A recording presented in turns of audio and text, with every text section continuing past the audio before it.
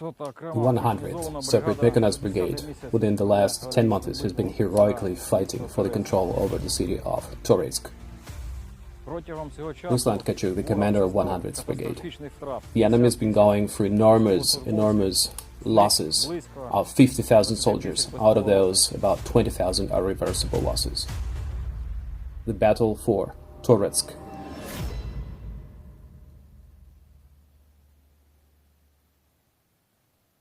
Call sign Schultz, Tank Battalion Commander. Our battle began in the vicinity of Toretsk. First of all, we had our units that had their fire positions near the village of Zalizne, which is pretty much the outskirts of Toretsk. We had some weird logistics because we had to drive our tanks through some windbreaks and through some open field space, and the enemy was like pounding badly on us. And there were continuous track vehicle assaults. We were trying to slip in through our defenses and to infiltrate in our positions and then to dig in there, so we had to use our tanks a lot to stop their advance and to make sure that we entrench in a better position than they do. So the tank job from the very beginning was a big deal.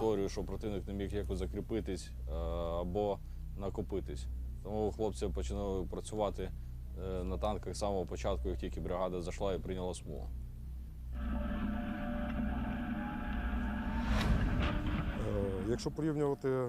Call sign the father, first sergeant of the UAV platoon of the motorized infantry. I would call Bakhmut actually less destroyed than Toretsk.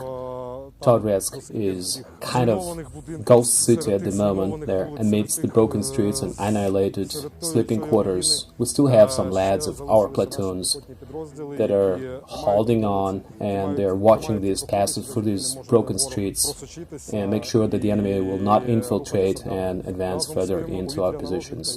In the meanwhile, our drone recon is doing an awesome job, and our UAV complexes are doing amazing job, and they really carry on some huge significance.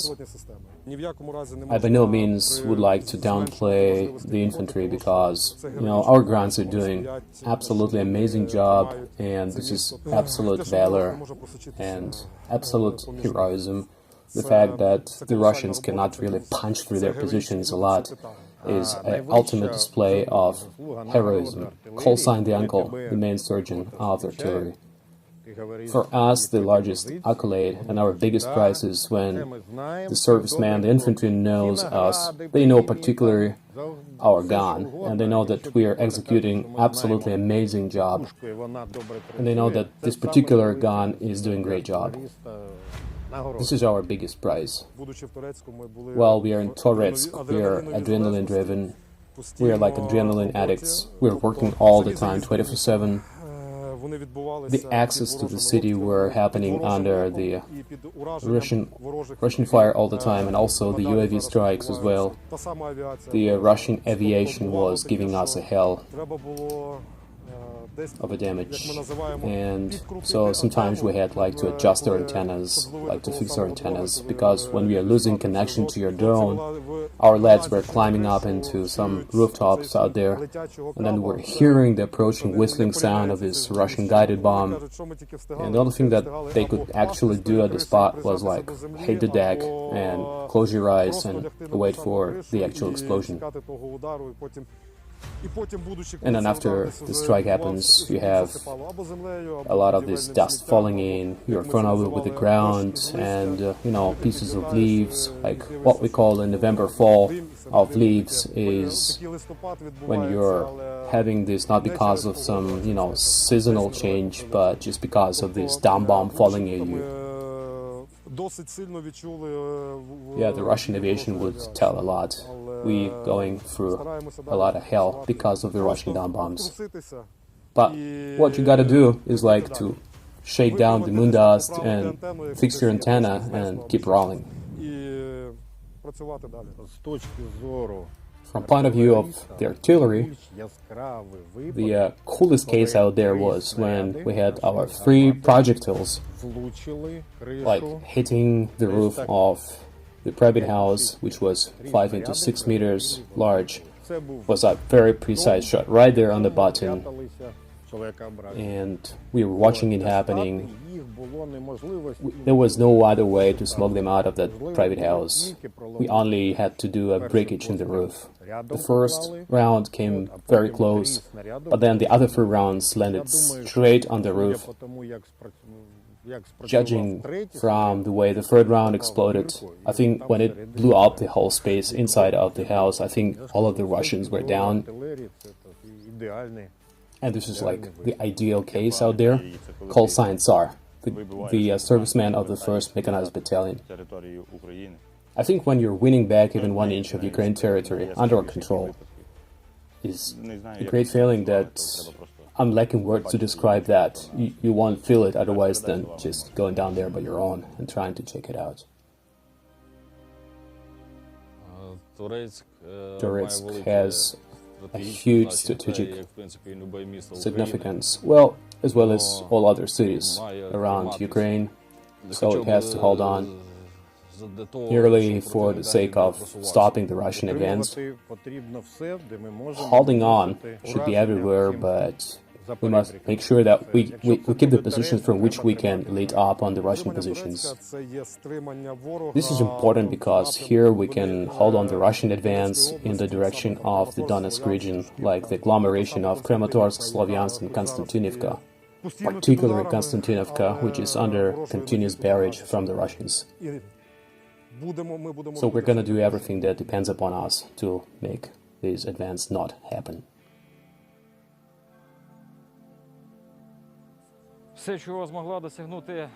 All that the Russian horde could gain was turning the once flourishing city of Toretsk into burning ruins. There's particularly nothing left. It's absolute destruction around there. Toretsk is turned into absolutely moon space, like a lunar landscape.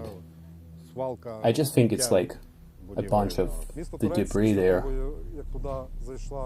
Since the Russian boots stepped on the Toretsk soil, it just turned into the city of ruins, the ghost city that is non-existent. Looking at the panorama of these districts and sleeping quarters, you can't really fix upon one single intact house.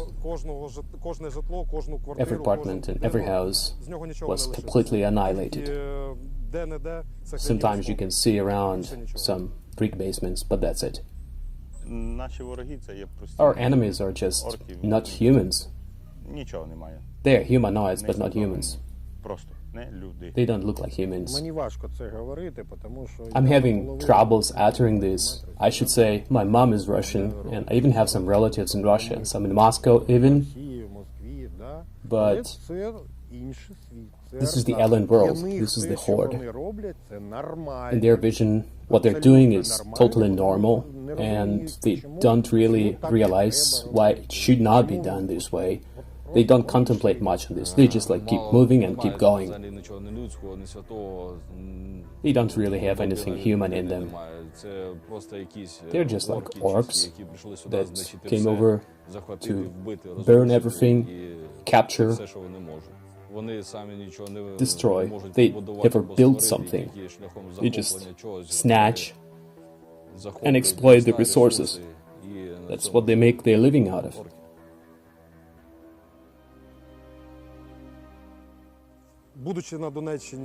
Being here for 11 consecutive years in Donbass, with some minor breaks, both in 2014 and now, I'd say one thing: this is Ukrainian land, and you have to fight for every inch of this Ukrainian soil, because you can feel these and you can see these fields out there. And in spite of that, the Russian dumb bombs are falling nearer and nearer, and the front lines are like rolling closer. Nevertheless, it's kind of full of and sound with Ukrainian grain, and Ukrainian grain is raising up, and these, hills and valleys and gullies all around is a fascinating landscape.